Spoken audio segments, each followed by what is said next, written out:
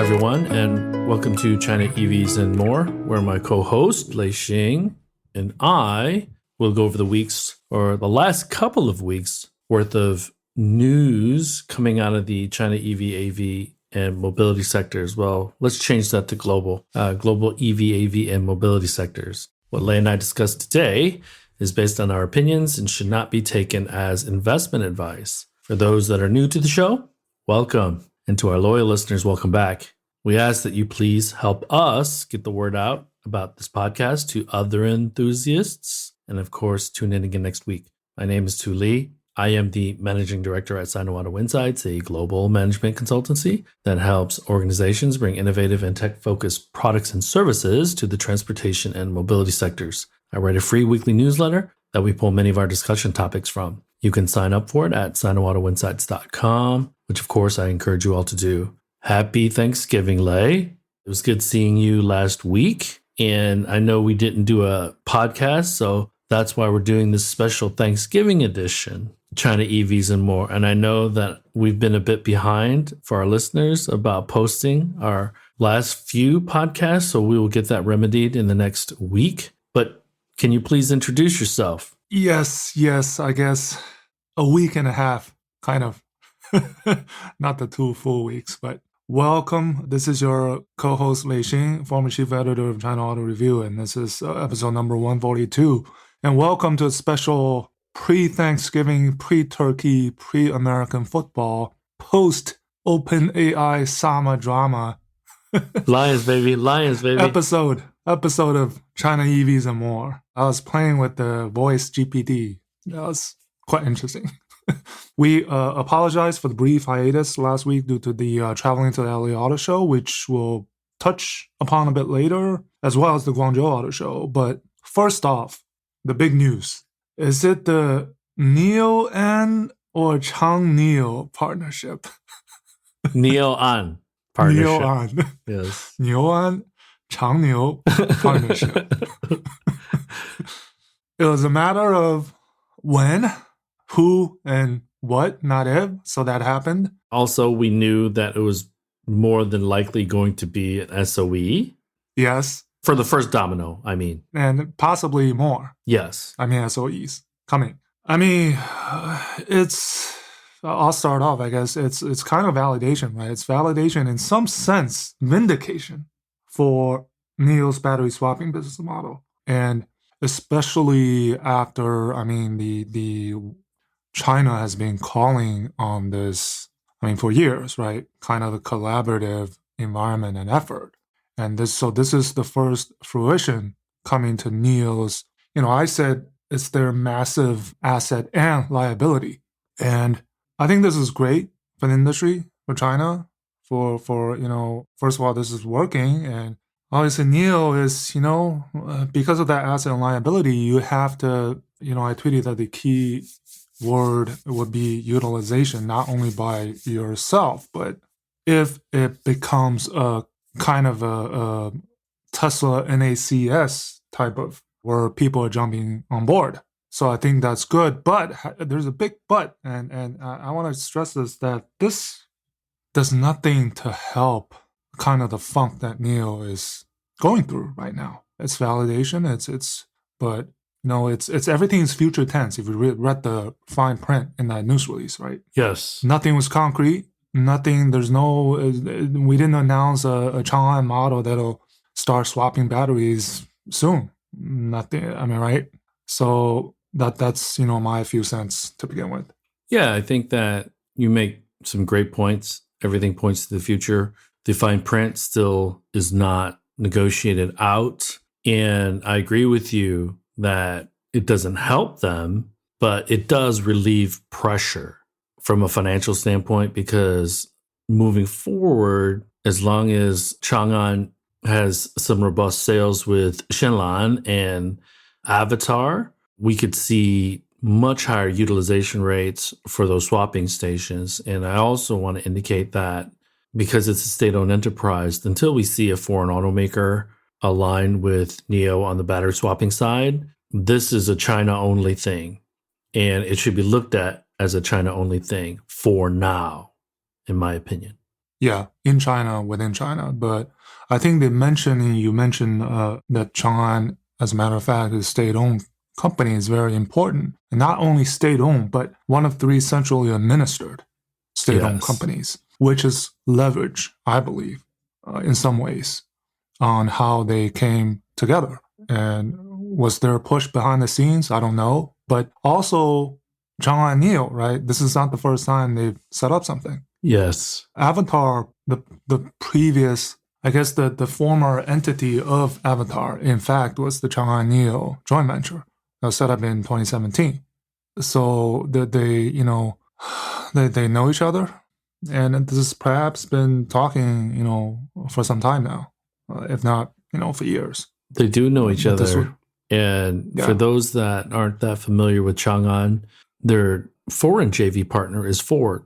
So in my brief history with Ford in Shanghai, Chang'an was a difficult partner to deal with. So as NIO gets into the details with the Chang'an, let's see who really drives that relationship, because I want to point back to your statement, Lei, about not really helping them get out of that funk. The dire situation could be NIO doesn't reach the volumes in sales that it's forecasting or anticipating in the next 3, 4, 5 years, and Chang'an becomes the major user of the swapping stations. So that could create awkward situations and awkward moments.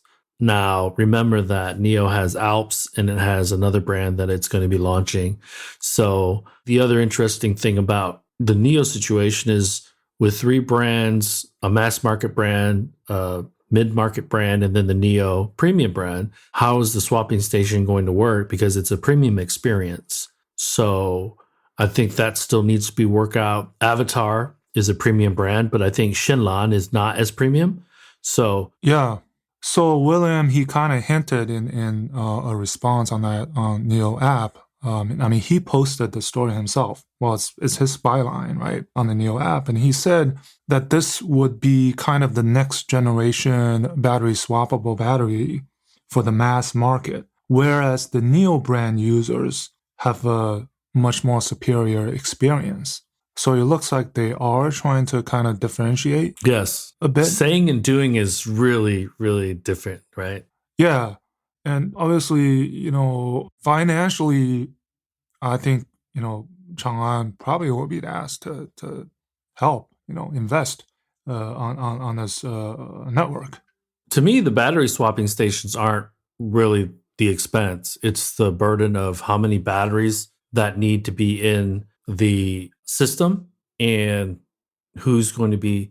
They said that they were going to create a joint venture to manage the battery inventory. So Asset. yeah, asset. So in technical accounting standards, the assets, but that is why this is a China for China only, because if NIO decides they want to swap outside of China, the cleanest would be if Avatar was also exported to Europe. But if they wanted a foreign automaker for the European market, they would still need a partner, a bank, or some financial services type of entity to manage those assets. So it's not as clean as we put battery swapping stations up all over Europe and we're good.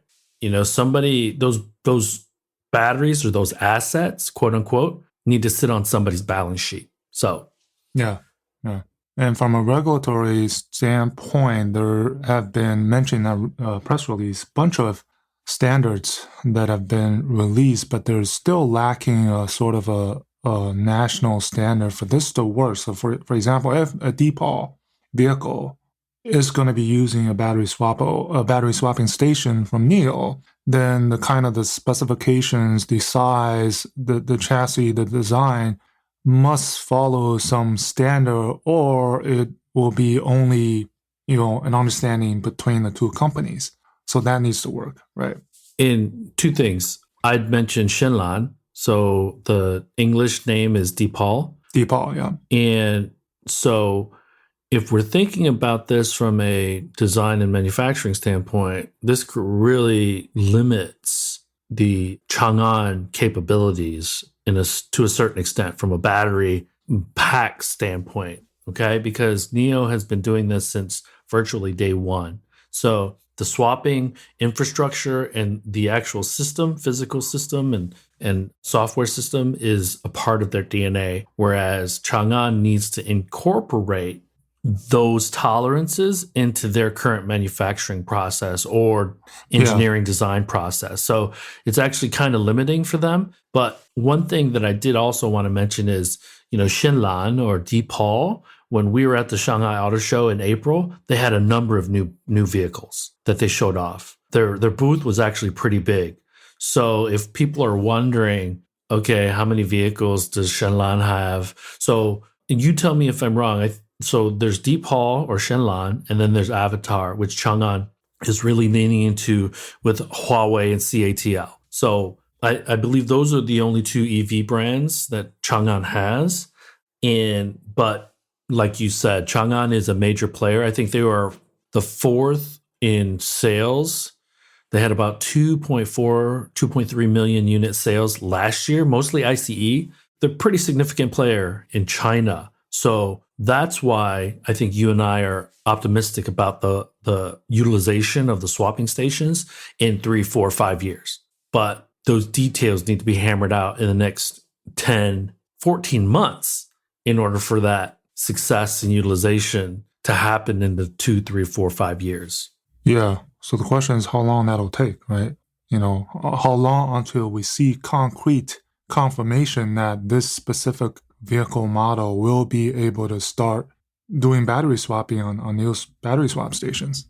Kind of like, the 2024, 2025 NECS announcements, right? That they will be starting to have those adapters or connectors integrated into the vehicles. We haven't seen that. And then I think NIO, on NIO's part, I think they are confronted with the current backdrop. One, these companies coming out with 800-volt platforms and building out their own supercharging stations. Mega is 12 minutes, 500 kilometers. I think Zeekr 007 is 5 minutes, 240 kilometers. That's going to be a lot of pressure on, consumers deciding the battery swapping versus supercharging network, right? Not to mention, Lei, in recent months, this year specifically, EREVs and PHEVs have grown significantly in popularity in China. Yeah. So that's number one. And then second, if I was a consumer, if I can get a battery swappable Deepal, let's say, then that's cutting into, I don't know how to compare this, but why would I, these are the questions that NIO needs to confront is why, I can get a battery swappable Deepal at a cheaper price, and then NIO is coming out with their own Alps.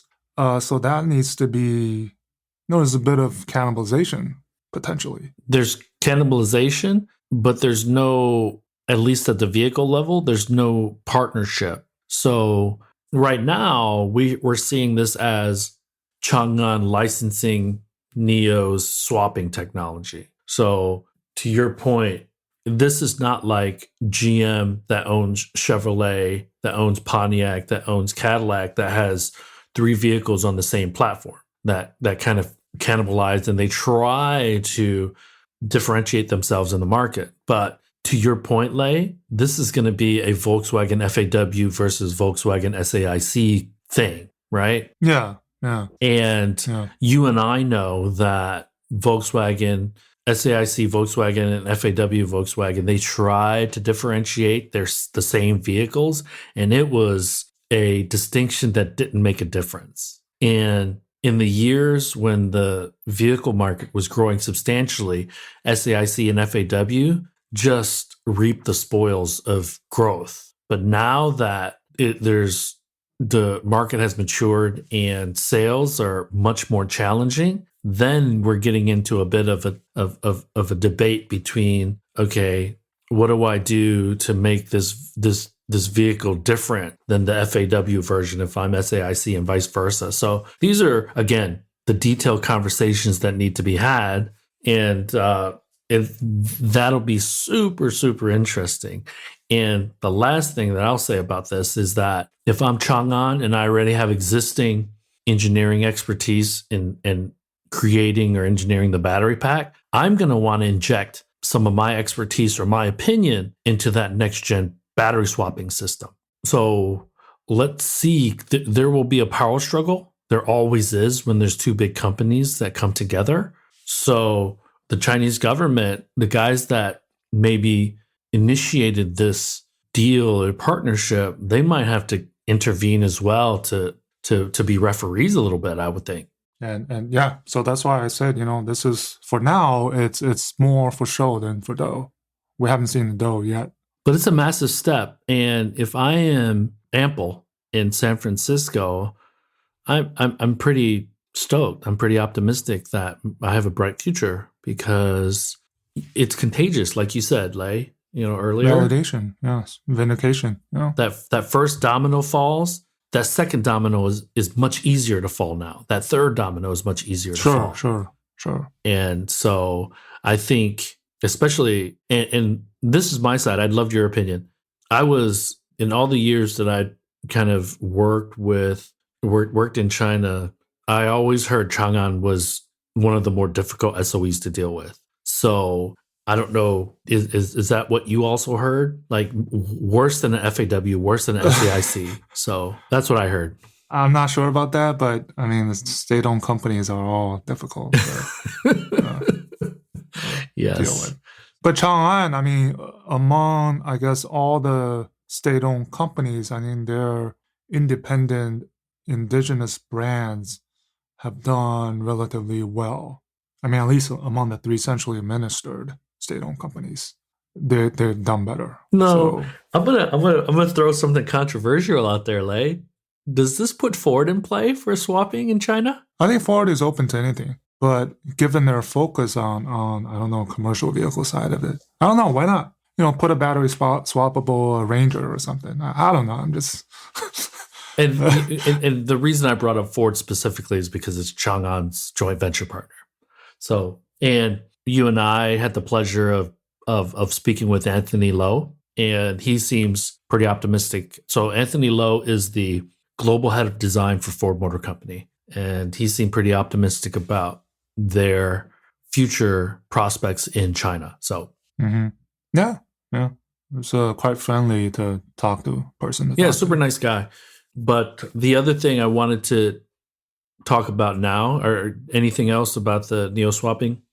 No, I mean it's a first domino, right? It's for show. It's happening, which I think NIO expected, but now it's execution, bringing more people on board and making it work for balancing NIO's own interests versus the national interests versus the third party interests, right? That's. But let's be clear, NIO has every motivation and incentive to make this work. Because now the burden of swapping station profitability is shared. Yes. What do you think of the Stellantis CATL deal outside of China? Well, I tweeted, right? You saw my tweet, right? So let's can you tell the audience what you tweeted? I think we can come up with someone responded, and we can come up with a new word called affordability, which you can't spell with LFP, right? I saw that. Affordability. Yeah, I laugh. No, I have only one thing to say. In order to beat the Chinese offensive, you have to be the Chinese offensive. So that's, again, Tavares' a play following the LeapMotor investment. And, I mean, he's given up. He's like, okay, let's do this. I tweeted that this completes the 180-degree turn. That's in less than a year. Because now not only will Stellantis import Chinese-made, Chinese-branded vehicles into Europe, they will also put the cold shoulder to the European champion for batteries, Northvolt. Yeah. And one last thing, Lei, this also really cracks the door open for CATL sourcing or supplying Stellantis brands, Ram, Dodge in the US, because it doesn't make sense for this to be a Europe only deal. Now, initially, it might be a Europe only deal, but Tavares, his reputation is as a cost cutter. So he's looking at leveraging economies of scale and volume pricing for a global standpoint, not just a European standpoint. Yeah, I think that the presser said this was specifically for the local supply of the European market, right? So that's understanding for now. And if I remember, were they trying to set up possibly a joint venture, joint investment, joint venture? I think they were doing something like Ford CATL in the US. So remember, this is why a joint venture. If we go back to that Zeekr day, remember their batteries are supplied by a Geely CATL joint venture. Why? Because they get better pricing. So, these minute details are in play, right? And then it's LFP, that's the... So yeah. We know that CATL dominates inside of China, but this was the first quarter, last quarter or last month, was the first time that CATL is tied with the largest non-Chinese ex-China supplier of batteries, LG.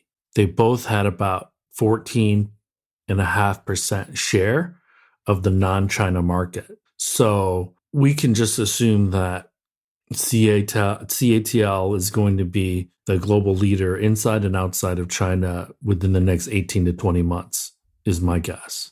Yeah. And so the U.S. needs to look at this because I'll segue over to Ford announcing yesterday that it's going to move forward with its partnership with CATL in Marshall, Michigan, I believe, for their battery cell factory. But they're going to reduce the size of the factory. Investment, is that correct? Yeah. And size? Yeah. So I forget what the investment number is, but the size of the battery factory initially was going to be 35 gigawatt hours. They're reducing that to 20. Yeah. So if we're looking at a 65 kilowatt hour battery for a vehicle, which is pretty small actually, then the annual volume would be around 300,000 units. Yeah. So this is a pretty small factory. Now, in Europe, CATL has an even smaller factory. I think they have a 7 or 8 gigawatt hour factory. But I think there was no way Ford was going to walk away from this deal. And perhaps this was the only palatable solution for the politicians that were against it and the local government that were against it. Yeah. Yeah. The one thing that I wanted to also bring up was you and I were at the LA Auto Show on last Thursday, and we spent the afternoon. You spent part of the afternoon in the Motor Trend theater, or the theater where Motor Trend had done 2 panels. The first one was about the software-defined vehicle, which I cringe at because I don't want to call it the software-defined vehicle. The second one was the Chinese EV companies, or the Chinese companies coming to Mexico. And there was a 18-minute documentary that was shown that's on YouTube. So go to the Motor Trend channel. And it's really interesting and eye-opening. I hadn't realized that there were 9 brands currently in Mexico, but I did know that BYD was considering building a factory there. And they had interviewed some politicians, some Mexican politicians and economic development folks. And those guys were all saying that, yeah, we've spoken with a number of Chinese brands about manufacturing in Mexico. So, and again, you may have known all this along, but were you surprised, or what did you get out of that? No, I think that was a great China factor. Probably the only China factor at the LA Auto Show. And I think I learned something as well of what's happening in Mexico with respect to not only what China Auto Inc., including the EV Inc., are doing, but also trying to use Mexico as a stepping board into the US market. And I think it's only one way, one path to the US market. It's not going to be the only path, as far as I know. Right now, it's the most logical. I'm going to say this right here. My moles are telling me that the Commerce Department is actually looking at increasing the tariff for Chinese imports. From non-NAFTA. Yeah, so currently for China, it's 25 plus 2.5, so 27.5%. They're looking at pushing it higher. My guess would be this would be the Trump-specific Chinese tariff. So, right. But the Polestar 4 is being imported from Korea in 2024. 5. So right? That is supposed to get sorted out by the end of December, before the end of December. Yeah. So we have to separate some of this stuff. Let's say Chinese EVs from China to the United States. There's currently a 27, or not even EVs, Chinese vehicles, Chinese made vehicles, because GM eats most of that. Yeah. And that's an ICE. So it's not just EVs, it's Chinese vehicles or Chinese made vehicles. I'm confusing people. So that specific tariff is currently 27.5. They're looking at pushing it higher. Probably less than 50, but not much lower than 50. Let's just say that. I don't know when that decision will happen, but let's assume that it'll happen right around the same time as the language, or the final language for the IRA is also introduced regarding those loopholes and carve-outs. Because there's two situations, Lei. There's the Polestar built in Korea and the batteries that LG and BYD will be building in Korea as well. Right.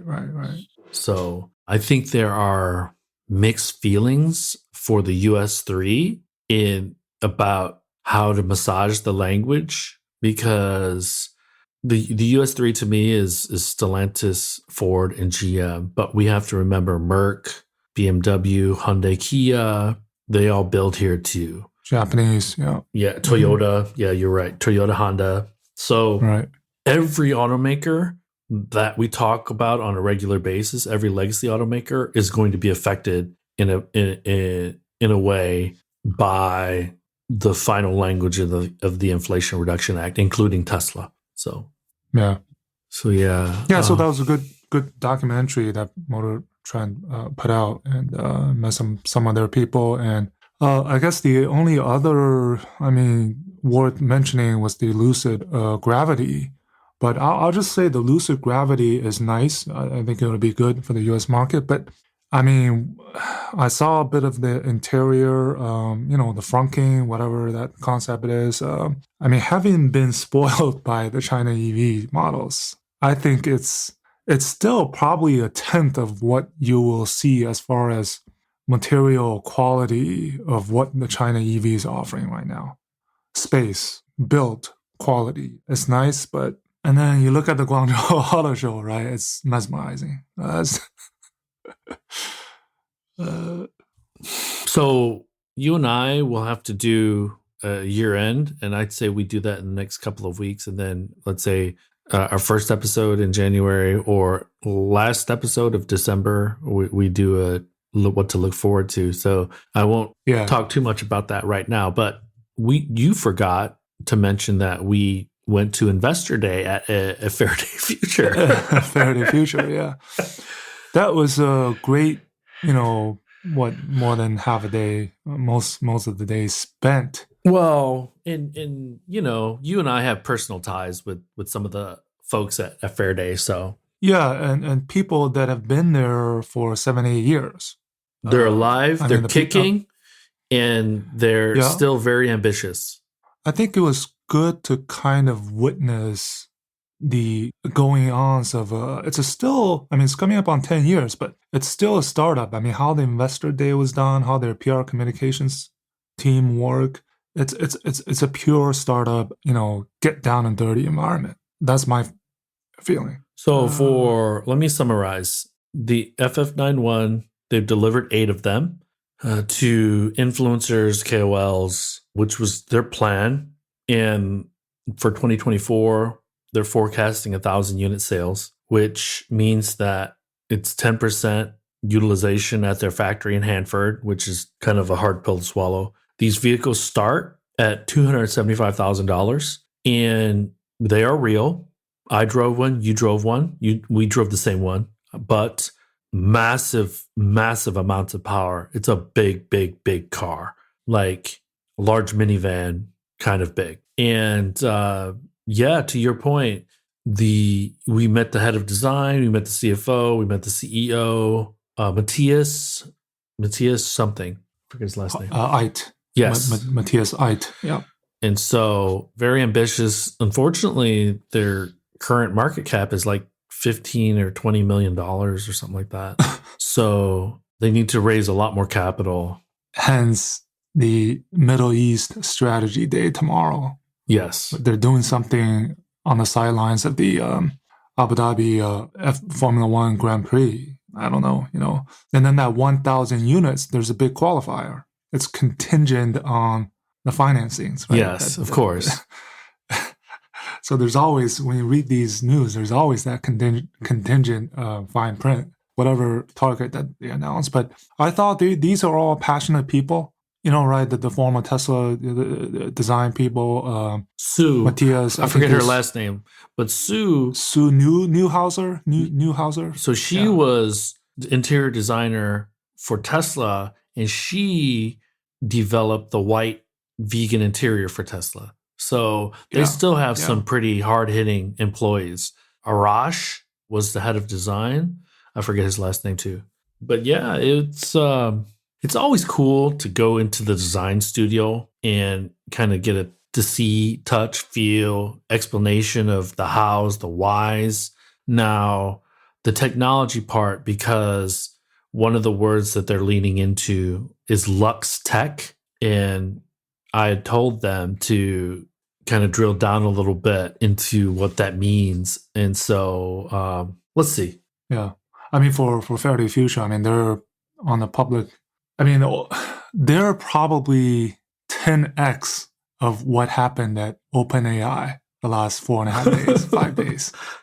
The drama that they've been going through. Yeah.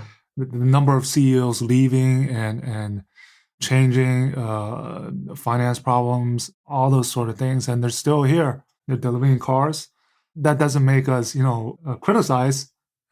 Well, there's Cruise too, right? Yeah. I mean, Cruise, oh my God. That is a hot mess. A disaster. And I have heard. I couldn't have. Yeah. I've heard some things that I won't bring up in today's show, but if I hear or confirm the information, I'll bring it up in a future one. But there's a great Wall Street Journal article that kind of summarizes a little bit. Yeah, with that little video of that Origin hitting. Well, I mean, right, that's all public now. Hitting the wall, right? Yeah. Yeah, and Kyle Vaught stepping down, and then the other co-founder stepping down within 24, 30, 36 hours of each other. So, and Mary getting online to reassure investors that they are still very, very committed to Cruise, although Cruise will have eaten up $2 billion in expenses this year, which is, I think, 16% of their profits. Yeah. So it's a bit shocking, the turn of events, given what we experienced a year ago. At that time, I think things were going on and up, right? But well, I actually think it's a stunning turn of events because you and I were in China and rode in 3 or 4 robotaxis there, and there's no doubting that the Chinese city streets are much more complicated than anything that the city of San Francisco could throw at a robotaxi.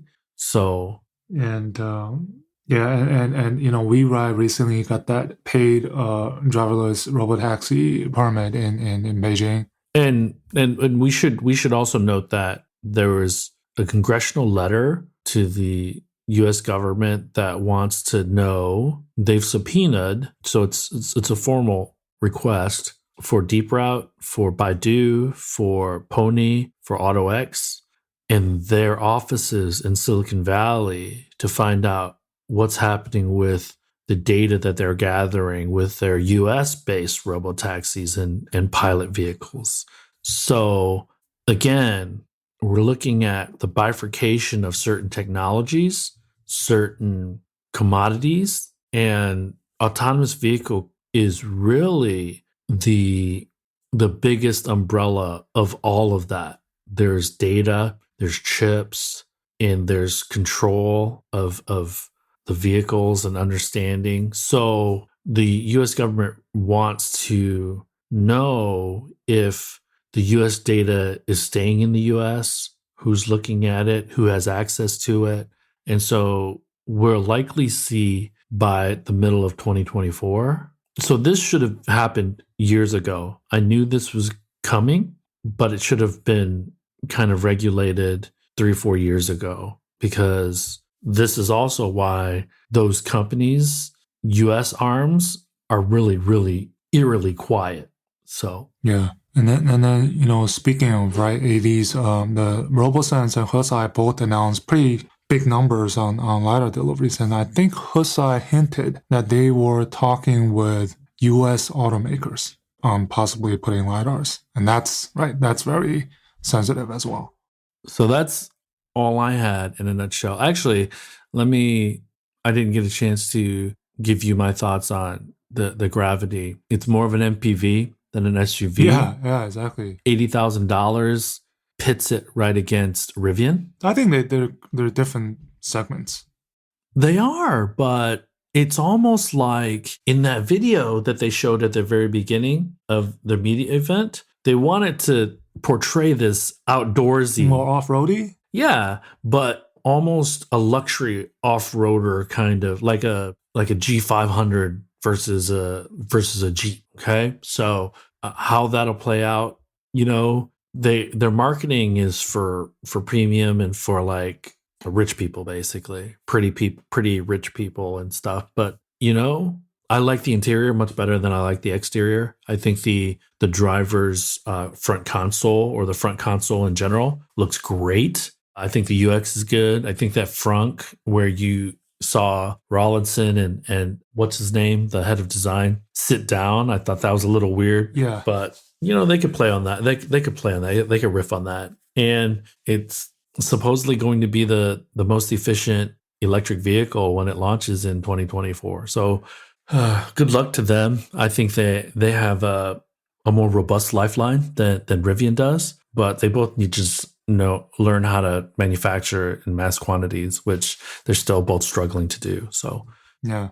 Outside of that, Lei, I don't have anything else. So why don't we open the room up, and let me also look through my newsletter to see if there's any. So actually, I wanted to ask you, because there's an article about how hybrids and EREVs are really, really taking off in China. Outside of, can you, so we know BYD leans heavily into the PHEVs. No, first of all, I think the title of that article is a bit misleading. I haven't read it yet, but when you have something that read hybrids, I think in the Western world, to me, when you say hybrids, I think of Priuses. Yes. I think of the non-plug-in. So it's slightly misleading. It's better to put, I don't know, plug-in hybrids or PHEVs, so that we know we're talking specifically on these type of so-called EVs still with engines, either driving the wheels or not driving the wheels, which is the difference between the PHEVs and the EREVs, right? I mean, it's from a cost perspective, from a user demand perspective. I mean, if that's where the market is, I think that's what's happening. For consumers, I think, again, it's one of those distinctions that don't make a difference. Whether they're powering the wheels or recharging the battery, I think it's kind of not super relevant, because it still drinks gas a little bit. Yeah. So, but, this throws a lifeline to Toyota, obviously, in China.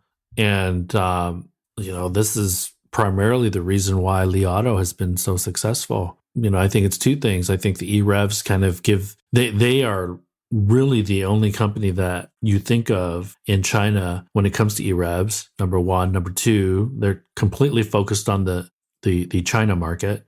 So those are super helpful. But I think you had also tweeted that, or you'd mentioned this earlier, that Stellantis is going to be one of the companies that is looking at exporting those EREVs via LeapMotor into Europe. Yeah. So it could become a real thing in Europe as well, or at least utilizing that technology for European market vehicles. So no questions, no hands raised. So I think we could close up shop, Lei. Yeah, the other thing I'll mention was the sort of XPeng earnings versus now there's that beef going on with the Mega and the X9. Did you see that video with the chicken driving the Mega? I mean that's just a typical how people compete and dunk on each other in China. I mean it's almost like a friendly, I don't know, just trying to put yourself out there. It reminds me of those billboards in LA where BMW had that M3 and then Audi had the A7 or RS7 or something, and then they put the F1 cars or whatever. So and that Li Xiang is known for silently dunking other people, dunking on Huawei's, and so I mean that's normal. So he's taking a bit of his own medicine. That's okay. And it's all in fun, right? It's all in fun. Yeah. It kind of belies the still very intense conditions of the market, because last episode you and I talked about that mad dash. So that mad dash is happening right now. Yeah, and then Tesla raising prices twice within I don't know, the last week or so, couple of weeks. It's almost, like I said, it's kind of the reverse psych, right? Yep. We're gonna raise prices. You better buy it now. But yeah, because nobody knows what will bring January 1, 2024. So yeah, that's it. I think it's obviously there's a lot that happened, but right on. So everyone, thanks for joining us. For the Americans that are listening, happy Thanksgiving. You better be watching my Lions tomorrow. Beat Green Bay. And Lei, the best to you and your family, man. I'm very thankful. Same to you. Having you as a friend, a good friend, and co-host of this show. Same here. And we should thank all of our listeners and audience for making this happen. So I'm very thankful. You raised a good point. I'm very thankful for our global audience. Consistently downloaded in 30 countries, but we've been downloaded in 90 countries overall at one point in time. So yeah, thankful just to have this platform to get to debate, discuss, inform, educate, whatever. And yeah. All right. We will catch you all next week. Thanks. Okay. Yeah. Talk to you guys next week. Bye-bye. That brings us to the end of this week's show. Lei and I thank you for tuning in. My name is Tu Lei, and you can find me on Twitter at Sino Auto Insight. That's SINOAUTOINSIGHT. You can find Lei on Twitter at LeiXing77. That's LEIXING77. If you wouldn't mind rating and or reviewing us on Apple Podcasts, Spotify, or wherever you grab your podcast from, we'd appreciate that as well. Even better, if you enjoy this show, please tell your friends about it. Please join us again next week as we track down all the latest news on China, EVs, and more.